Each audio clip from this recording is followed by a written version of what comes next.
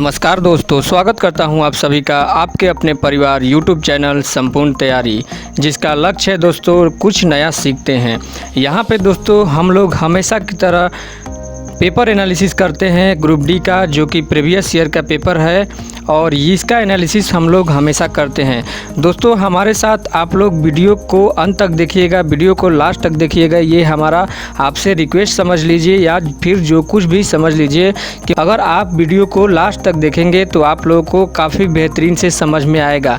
क्योंकि अगर हम लोग आज 20 क्वेश्चन करने वाले हैं तो हर एक क्वेश्चन में मैं कम से कम आप लोगों को दावे के साथ कर सकता हूँ कि 6 क्वेश्चन ज़रूर बताऊँगा। काफ़ी विस्तार से उस क्वेश्चन को हम लोग देखते हैं। अगर जो हमारे चैनल पे नए हैं तो चैनल को सब्सक्राइब कर लीजिए, और जो हमारे पुराने विद्यार्थी हैं वो तो जानते ही हैं कि हमारे चैनल पे कैसे क्लास को जो है कराई जाती है।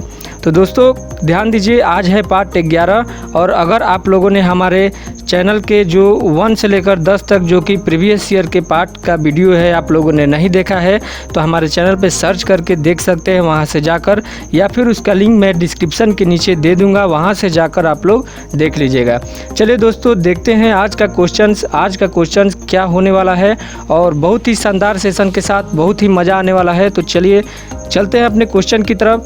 एक बार जल्दी से शेयर कर दीजिए, वीडियो को एकदम अंत तक देखिएगा। काफ़ी ज़्यादा क्वेश्चन हो जाएंगे। अगर हम लोग आज 20 क्वेश्चन कर रहे हैं तो आपको एकदम दावा के साथ बोल सकता हूं कि हर एक क्वेश्चन में 5 या 6 क्वेश्चन ज़रूर हम लोग कवर करने वाले हैं। हर एक क्वेश्चन में 5 या 6 क्वेश्चन कवर करने वाले हैं। जैसे 1 नंबर क्वेश्चन हो गया तो उसका आंसर बता देंगे। आंसर बताने के बाद में आप लोगों को उसके बारे में सारी जानकारी जो कि एग्ज़ाम के पॉइंट ऑफ व्यू से इम्पोर्टेंट है उसको मैं बताते चलूँगा। मेरा पूरा प्रयास रहेगा कि आप लोगों को काफ़ी अच्छे से समझ में आएगा। तो वीडियो को अंत तक देखिएगा, मेरा आपसे रिक्वेस्ट है, तभी आप लोगों को समझ में आएगा। इसलिए वीडियो को पूरा अंत तक देखिएगा, बीच में वीडियो को कहीं भी छोड़कर मत जाइएगा। चलिए बात करते हैं टेटनस के बारे में। तो टेटनस एक ऐसा संक्रामक रोग है जो कि हमारे शरीर में जो पेशियाँ होती है उसको नियंत्रित कौन करता है? तंत्रिका तंत्र हमारे शरीर की पेशियों को नियंत्रित करता है, और जब टेटनस होता है तो तंत्रिका तंत्र उससे प्रभावित हो जाता है। और अगर टेटनस की बात करें तो यह एक बैक्टीरिया से होने वाला रोग है, बैक्टीरिया द्वारा होता है यह रोग। और दोस्तों इस बैक्टीरिया को एक नाम दिया गया है, जिस बैक्टीरिया का नाम होता है बैक्टीरियम क्लोस्ट्रीडियम कहा गया है। क्या बोला गया है? बैक्टीरियम क्लोस्ट्रीडियम बोला गया है। दोस्तों कॉपी और पेन लेके बैठ जाइए और सारी बातें नोट करते रहिए। बैक्टीरियम क्लोस्ट्रीडियम इसको बोला गया है। और इसका अगर लक्षण की बात करें कि कैसे पहचान में आता है कि टेटनस हो गया, तो इसका पहला लक्षण ये है कि जबड़ा बंद होना। सबसे पहला लक्षण ये है कि जबड़ा बंद होना, यानी कि जो हमारा जौ है वो लॉक हो जाता है, इसलिए इसे लॉक जौ भी कहते हैं। और अगर इसे मेडिकल भाषा में कहे तो इसे रिसस सोडोर, अगर इसे मेडिकल भाषा में इसे बोले तो इसे रिसस सोर्डोनिकस कहते हैं। डॉक्टर की भाषा में, मेडिकल भाषा में क्या बोलते हैं? इसे रिसस सोर्डोनिकस। क्या बोलते हैं दोस्तों? रिसस सोर्डोनिकस। चलिए देखते हैं अपना अगला क्वेश्चन, सेकंड नंबर क्वेश्चन, जो कि हमारा सेकंड नंबर क्वेश्चन क्या कह रहा है। सेकंड नंबर क्वेश्चन के बारे में देखते हैं। इनमें से कौन सा पर्यटक स्थल एक द्वीप पर स्थित है? इसमें से कौन सा पर्यटक स्थल है जो कि द्वीप पर स्थित है, बताना है आप लोगों को। दोस्तों अगर मज़ा आ रहा है तो एक बार शेयर कर दीजिए, जहां भी आप लोगों का ग्रुप है व्हाट्सएप फेसबुक चारों तरफ शेयर कर दीजिए। कौन सा पर्यटक स्थल एक द्वीप पर स्थित है? तो इसका राइट आंसर हो जाएगा एलिफेंटा की गुफा, जो कि ऑप्शन नंबर 1 है। एलिफेंटा की गुफा एक द्वीप पर स्थित है। और चलिए बात करते हैं एक्स्ट्रा नॉलेज की, इसमें जो कि एग्जाम के पॉइंट ऑफ व्यू से महत्वपूर्ण है। तो एक्स्ट्रा नॉलेज ये हो जाता है कि एलिफेंटा की गुफा जो है मुंबई के गेटवे ऑफ इंडिया से, मुंबई जो है दोस्तों उसके जो गेटवे ऑफ इंडिया है उससे 12 किलोमीटर दूर अरब सागर में स्थित है। और यहाँ की गुफा यहाँ के पहाड़ियों को काट कर बनाई गई है। काफ़ी इसके बारे में मैं पिछले वीडियो में भी चर्चा कर चुका हूँ। और इसकी जो पहले राजधानी हुआ करती थी वो कोकड़ी मौर्य द्वीप के नाम से इसको जानते थे। कोकड़ी मौर्य द्वीप कभी क्वेश्चन में आएगा तो कंफ्यूज मत होइएगा।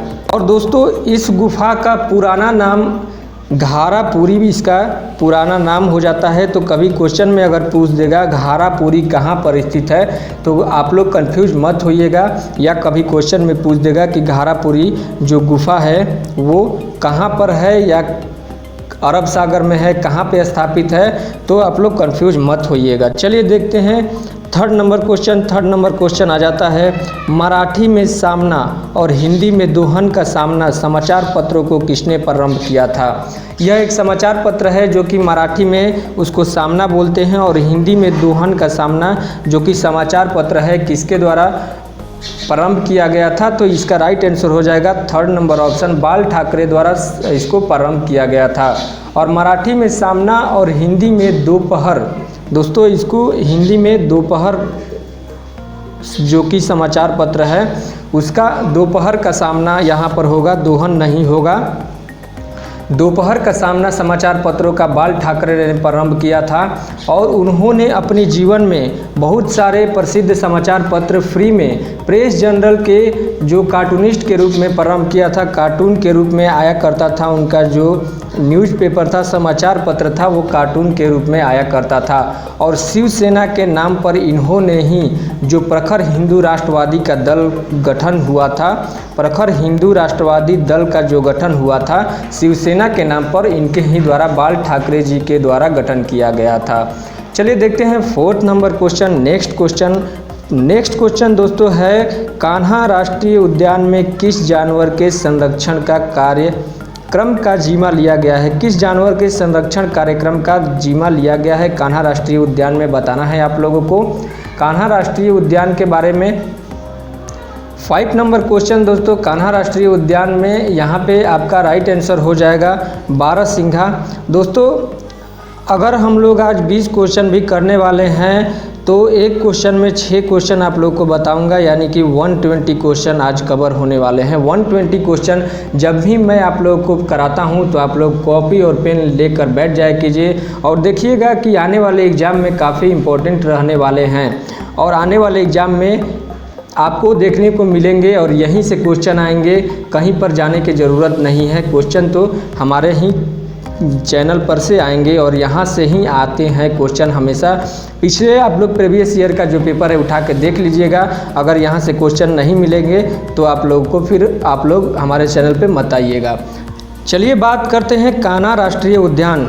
जो कान्हा राष्ट्रीय उद्यान है एमपी के 2 जिला जो कि एक होता है मांडला, एक मांडला के नाम से है और एक दोस्तों बालाघाट के नाम से है जो कि एमपी का ज़िला होता है और इसके बीच में स्थित है कान्हा राष्ट्रीय उद्यान, जिसका अगर कुल क्षेत्रफल की बात किया जाए तो 1945 वर्ग किलोमीटर में फैला हुआ है। तो चलिए दोस्तों बहुत ही काफ़ी इम्पोर्टेंट क्वेश्चन यहाँ पे हम लोग को बहुत सारी जानकारियाँ मिली है। फूलों की घाटी, अगला क्वेश्चन है, फूलों की घाटी कहाँ पर स्थित है। फूलों की घाटी जिसे वैली ऑफ फ्लावर भी कहा जाता है, वैली ऑफ फ्लावर भी कहा जाता है दोस्तों। तो फूलों की घाटी कहाँ पर स्थित है तो गढ़वाल हिमालय इसका राइट आंसर हो जाएगा, जो ऑप्शन नंबर 4 है, गढ़वाल हिमालय इसका राइट आंसर हो जाएगा। तो फूलों की घाटी के बारे में अगर चर्चा करें तो ये कहाँ पर स्थित है तो यूके यानी कि उत्तराखंड राज्य में एक गढ़वाल जगह है जहाँ पे स्थित है। और यह दोस्तों विश्व धरोहर जो कि आप लोगों को मैं कई बार बता चुका हूँ, यूनेस्को द्वारा विश्व धरोहरों को शामिल किया जाता है। तो 1982 में जो फूलों की घाटी है यानी कि वैली ऑफ फ्लावर है, इसको शामिल किया गया था विश्व धरोहर के रूप में। और नंदा देवी अभयारण्य एवं राष्ट्रीय उद्यान यहाँ का जो प्रमुख जो स्थल है उसको माना जाता है। देखते हैं 7 नंबर क्वेश्चन, भारत का सर्वोच्च नागरिक पुरस्कार कौन सा है।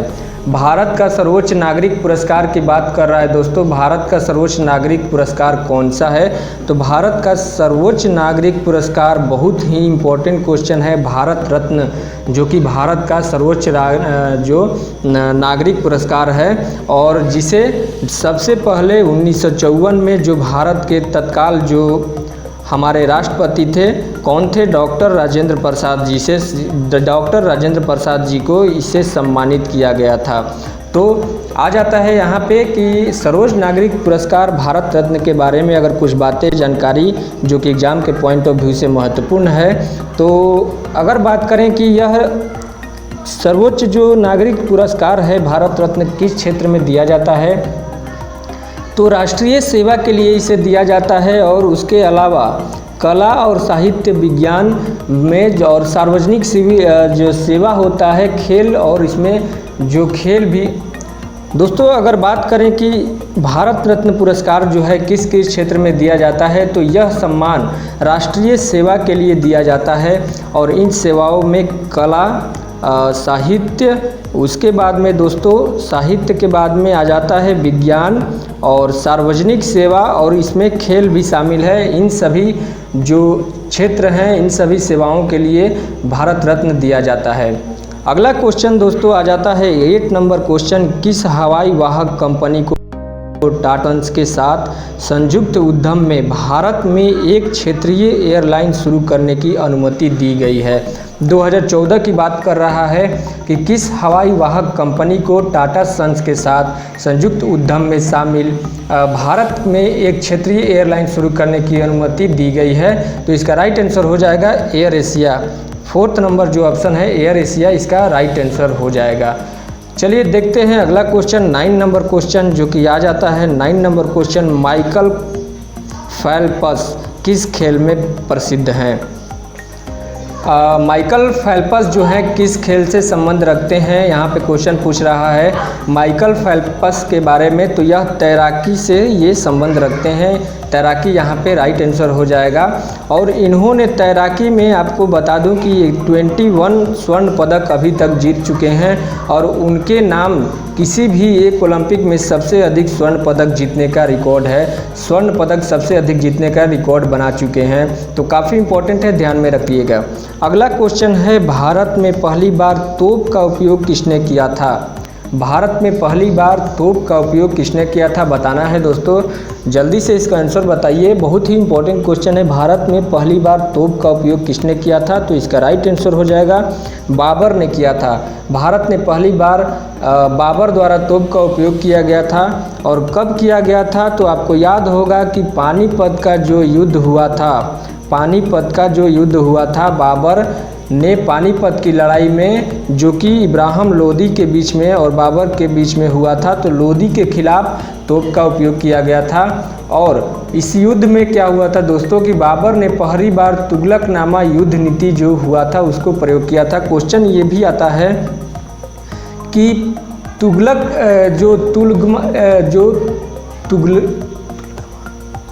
दोस्तों क्वेश्चन ये आता है कि जो तुलगमा युद्ध नीति है, जो कि तुलगमा युद्ध नीति है, वो सबसे पहले किसके द्वारा प्रयोग किया गया था? तो तुलगमा युद्ध नीति सबसे पहले बाबर द्वारा प्रयोग किया गया था, पानीपत की जो लड़ाई हुई थी उसमें। और इस युद्ध में बाबर ने तोपों को सजाने के लिए रूमी विधि का प्रयोग किया था। चलिए देखते हैं अगला क्वेश्चन। अगला क्वेश्चन आ जाता है 11 नंबर क्वेश्चन, 11 क्वेश्चन दोस्तों अंडर रूट में दिया हुआ है 0.000441, इसका मान बताना है। इसका मान क्या है? बहुत ही सिंपल इजी क्वेश्चन है। यहाँ पे दोस्तों देखिए क्या करते हैं, 441 अपॉन पॉइंट को हटा के यहाँ पे नीचे कर देते हैं तो कितना जीरो हो जाएगा? 1 2 3 4 5 6 0, 1 2 3 4 5 6 0 अंडर रूट में हो जाएगा। तो 441 का स्क्वायर कितना होता है? 21 होता है, आप लोगों को पता है। और मैं पहले भी आप लोगों को बता चुका हूं कि आप लोगों को 1 से 30 तक का जो स्क्वायर है वो रटे होने चाहिए। और जो 100 का स्क्वायर होता, जो इसका स्क्वायर होता है दोस्तों, वो 1000 का 1000 का स्क्वायर होता है। तो 21 अपॉन 1000 आ जाता है, यानी कि इसको अगर काट देते हैं पॉइंट में लिखते हैं तो 0.021 हमारा राइट आंसर हो जाएगा। 0.021 इज़ द राइट आंसर। चलिए देखते हैं 12 नंबर क्वेश्चन। 12 नंबर क्वेश्चन है 294 को किस छोटी से छोटी संख्या से गुणा किया जाए कि गुणनफल एक पूर्ण वर्ग बन जाए? कौन से छोटी से छोटी संख्या से गुणा किया जाए? जब इस तरह के क्वेश्चन आते हैं तो कुछ नहीं करना होता है, जो हमारा अंक दिया हुआ है उसको हम लोग सिंपल तोड़ देते हैं। तो 2 से जाएगा 2 एक कम 2 और 2 चौके 8, बचा कितना 1, 2 सत्ते 14। ठीक है दोस्तों, उसके बाद में 3 से जाएगा 3 4 जा कितना 12 और बचा कितना 27, यानी कि 3 9 जा 27, फिर उसके बाद 7 से काट देते हैं, 7 7 जा 49। तो यहाँ पे दोस्तों हो जाएगा 2 गुणे 3 गुणे 7 गुणे 7, यानी कि 2 इंटू 3 इंटू 7 इंटू 7। तो इसमें 7 और 7 जो है कॉमन है और 2 और 3 जो है कॉमन नहीं है, यानी कि 2 और 3 जो हो गया 6 हो गया। तो 6 इसका राइट आंसर हो जाएगा। 6 या इसको देख लेते हैं, 294 में अगर हम लोग 6 से गुणा कर देते हैं, क्वेश्चन में यही तो बोला है कि कौन से छोटी संख्या में गुणा करने पर, तो हम लोग 294 में अगर 6 से गुणा करते हैं तो 6 6 चौके 24, कितना बचा 2, और 6 9 54, 2 56 की 6, कितना बचा 5, और 6 दूनी 12 और 5 कितना 17, 1764 किसका स्क्वायर होता है दोस्तों? 42 का स्क्वायर होता है 1764। 42 का स्क्वायर होता है 1764। चलिए देखते हैं 13 नंबर क्वेश्चन। 13 नंबर क्वेश्चन आ जाता है कि 50 संख्याओं का औसत 36 ज्ञात किया गया। क्या बोल रहा है कि 50 संख्याओं का औसत 36 ज्ञात किया जाता है और बाद में पता चलता है कि संख्या 48 के स्थान पर 23 ले लिया गया था। गलती से क्या होता है दोस्तों कि 48 के जगह पर 23 ले लिया गया था। तो शुद्ध औसत पूछ रहा है कि शुद्ध औसत क्या होगा। चलिए देखते हैं इस क्वेश्चन को। इस क्वेश्चन को देखते हैं दोस्तों। अगर हम लोगों को ऐसा क्वेश्चन दिया गया है और कुल योग निकालना होता है, कुल योग निकालना होता है तो क्या करते हैं, संख्या जितना है और औसत जितना है उससे गुणा कर देंगे तो कुल योग आ जाता है। तो इसको गुणा कर देते हैं। 6 5 30 की 0 बचा कितना 3 और 5 15, 3 1800, 1800 इसका मल्टीप्लाई करने पे आ गया। उसके बाद में दोस्तों क्वेश्चन आगे क्या बोल रहा है कि 48 के स्थान पे कितना ले लिया गया था? 48 के स्थान पे 23 ले लिया गया था, यानी कि कितना कम ले लिया गया था? 25 लिया गया था। तो मतलब कहने का मतलब ये बोल रहा है कि पहले क्या था, पहले योग था 18, लेकिन गलती से कितना कम ले लिया गया है?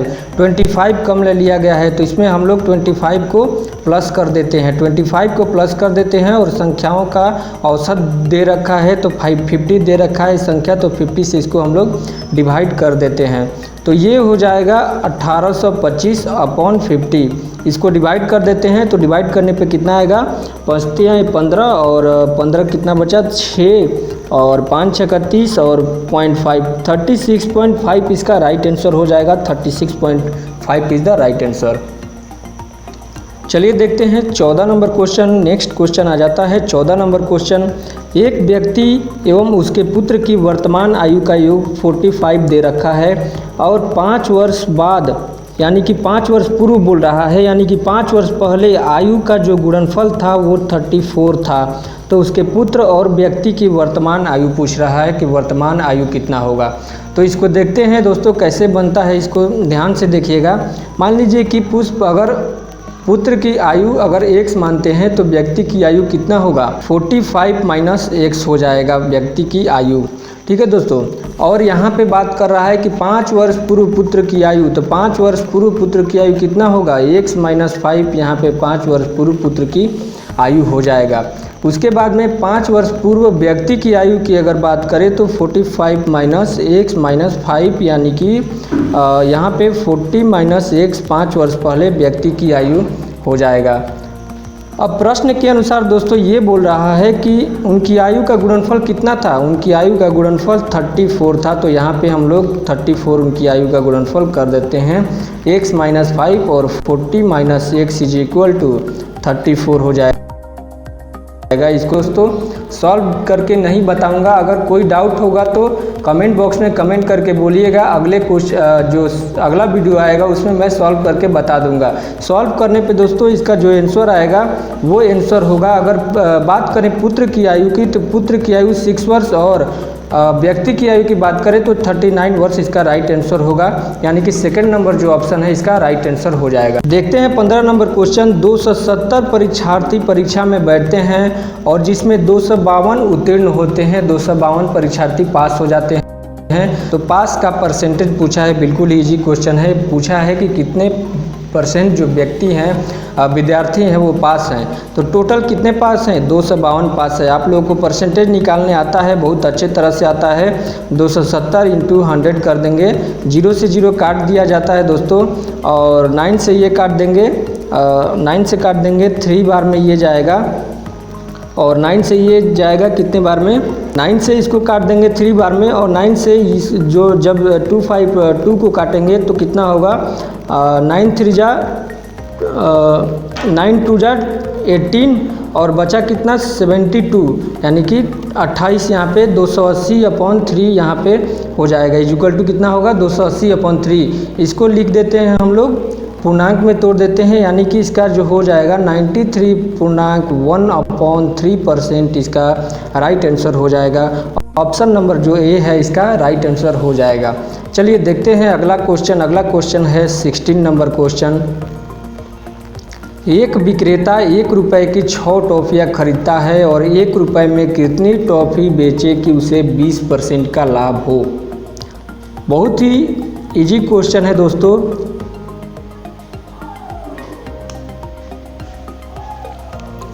आइए सॉल्व करते हैं इसको देखते हैं कैसे सॉल्व करते हैं। जब भी ऐसा क्वेश्चन अगर दिया रहता है एग्ज़ाम में, जब भी आप लोगों को ऐसा क्वेश्चन देखने को मिलेगा तो सबसे पहले क्या कीजिएगा कि यहाँ पे लिख दीजिएगा क्वांटिटी और यहाँ पे लिख दीजिएगा रुपया।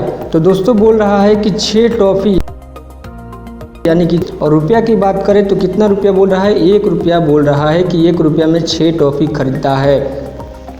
और दोस्तों यहाँ पे बात कर रहा है कि 1 रुपया में कितनी टॉफ़ी बेचे, यहाँ पे नहीं पता है कितनी टॉफ़ी बेचे कि उसे 20% का लाभ हो, यानी कि 20% का लाभ मतलब 20/100 यानी कि 1/5, यानी कि 1 रुपया में अगर 5 टॉफ़ी बेच रहा है यहाँ पे तो 20% का लाभ हो रहा है। तो सिंपल यहाँ पे जो ऑप्शन नंबर जो 4 है, यानी कि 1 रुपया में 5 टॉफ़ी बेचेगा तो 20% का लाभ होगा। 5 इज़ द राइट आंसर। चलिए देखते हैं 17 नंबर क्वेश्चन। 17 नंबर क्वेश्चन आ जाता है, एक वस्तु 144 में बेची गई, यदि लाभ प्रतिशतता संख्यात्मक रूप से उसके क्रय मूल्य के बराबर हो तो वस्तु का क्रय मूल्य कितना है। वस्तु का क्रय मूल्य ज्ञात करना है। दोस्तों बोल रहा है कि कोई व्यक्ति था, उसने एक वस्तु को 144 रुपये में बेच दिया।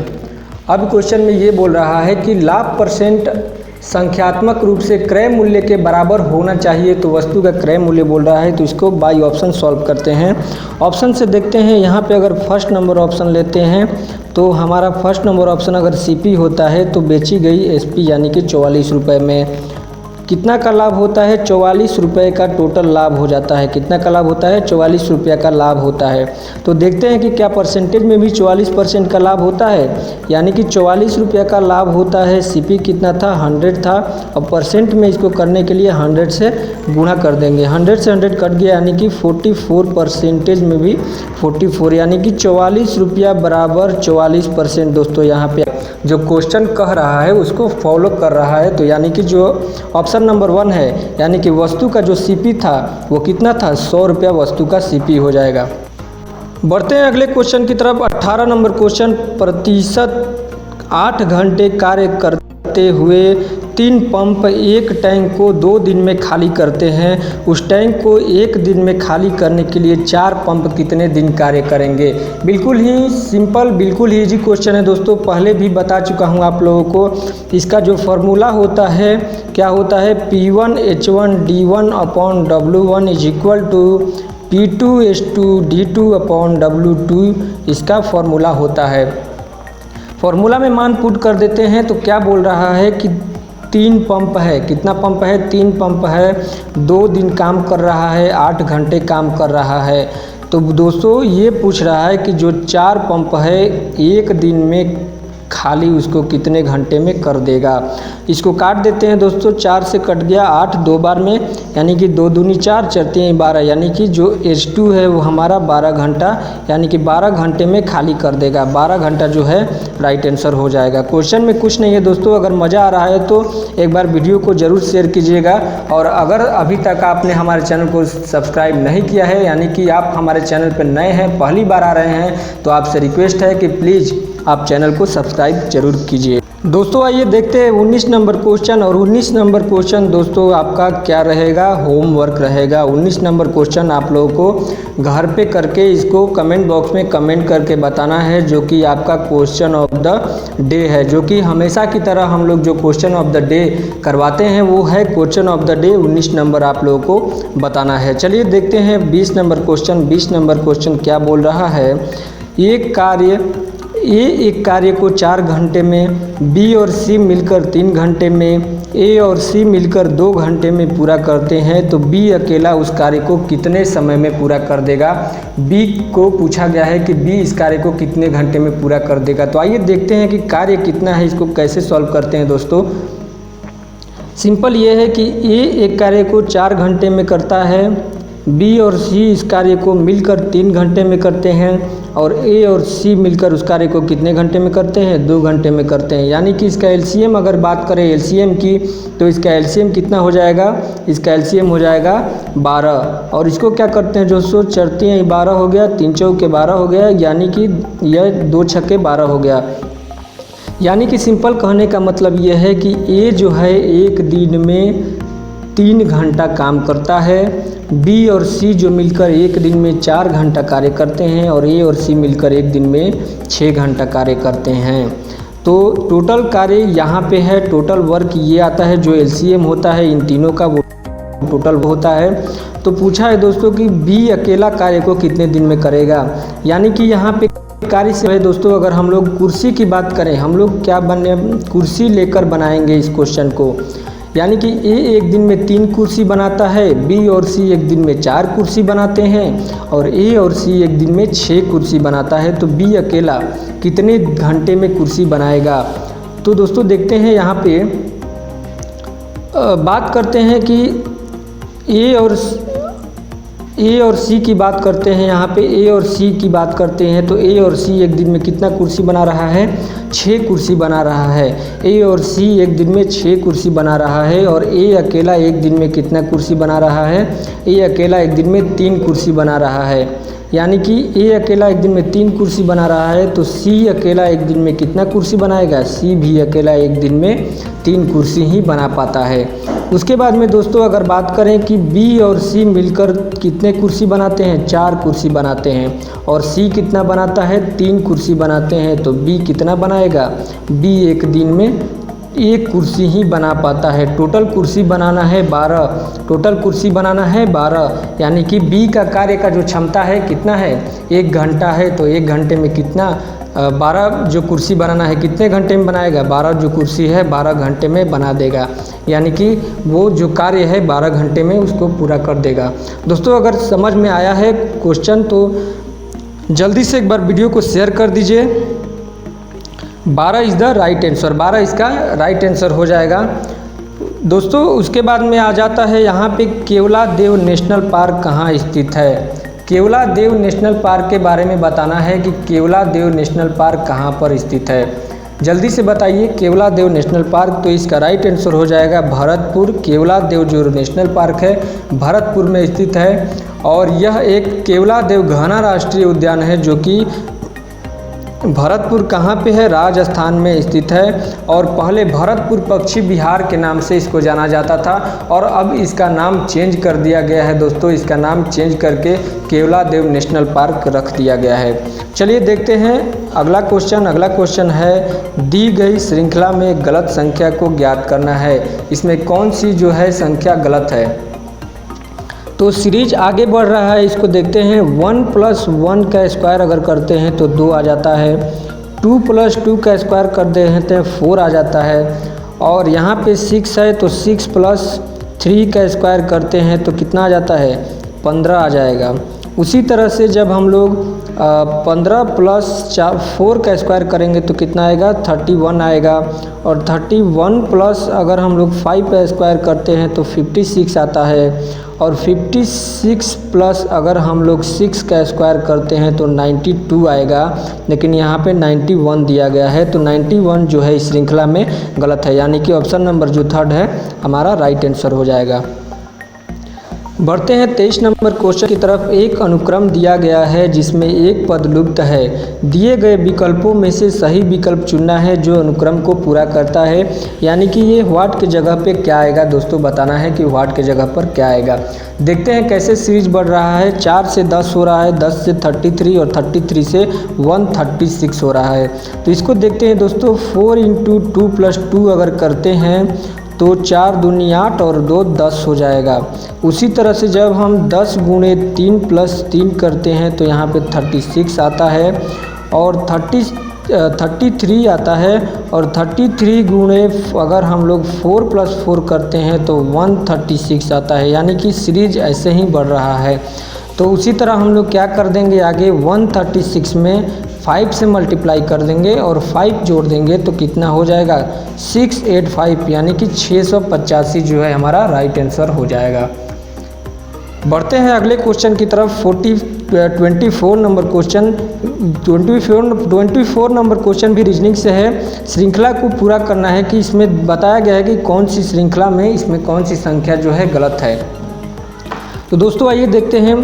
1 का स्क्वायर करने पे 1 आता है, 1 का क्यूब करने पे यहाँ पे क्यूब है दोस्तों, क्यूब लगा के देखते हैं। 2 का क्यूब करते हैं तो 8 आता है, 3 का क्यूब करते हैं 27 आता है, 4 का क्यूब करते हैं 64 आता है, 5 का अगर क्यूब करेंगे तो 125 आएगा, जबकि यहाँ पे 124 दिया हुआ है। तो इसका मतलब 124 इस जो संख्या है श्रृंखला है इसमें 124 गलत है, यानी कि 124 हमारा क्या है राइट आंसर हो जाएगा।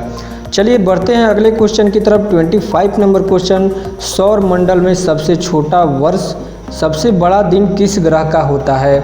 सौर मंडल में सबसे छोटा वर्ष और सबसे बड़ा दिन किस ग्रह का होता है, राइट आंसर हो जाएगा ऑप्शन नंबर 2 बुध ग्रह का होता है। और बुध सौर मंडल का सूर्य से सबसे निकट स्थित है और आकार में सबसे छोटा ग्रह है। सूर्य से सबसे निकट स्थित है और आकार में अगर बात करें तो बुध सबसे छोटा ग्रह है। और सूर्य की परिक्रमा करने में कितने दिन लगाता है, 88 दिन, यानी कि सबसे ज़्यादा की अगर बात करें तो 88 दिन बुध ग्रह सूर्य की परिक्रमा करने में लगा। तो आज के लिए बस इतना ही। अगर वीडियो आप लोगों को अच्छा लगा तो वीडियो को सब्सक्राइब करना ना भूलें। वीडियो अच्छा लगे तो लाइक शेयर और सब्सक्राइब ज़रूर करें। और जो क्वेश्चन ऑफ द डे है जो कि 19 नंबर जो क्वेश्चन पूछा गया है उसका आप लोग आंसर कमेंट बॉक्स में कमेंट करके ज़रूर बताइएगा। और दोस्तों में ज़्यादा से ज़्यादा वीडियो को शेयर कर दीजिए और चैनल को सब्सक्राइब कर लीजिए। और आपसे रिक्वेस्ट है कि चैनल को सब्सक्राइब करके ही जाइएगा। तो मिलते हैं अगले वीडियो में, तब तक के लिए आप सबका बहुत बहुत धन्यवाद।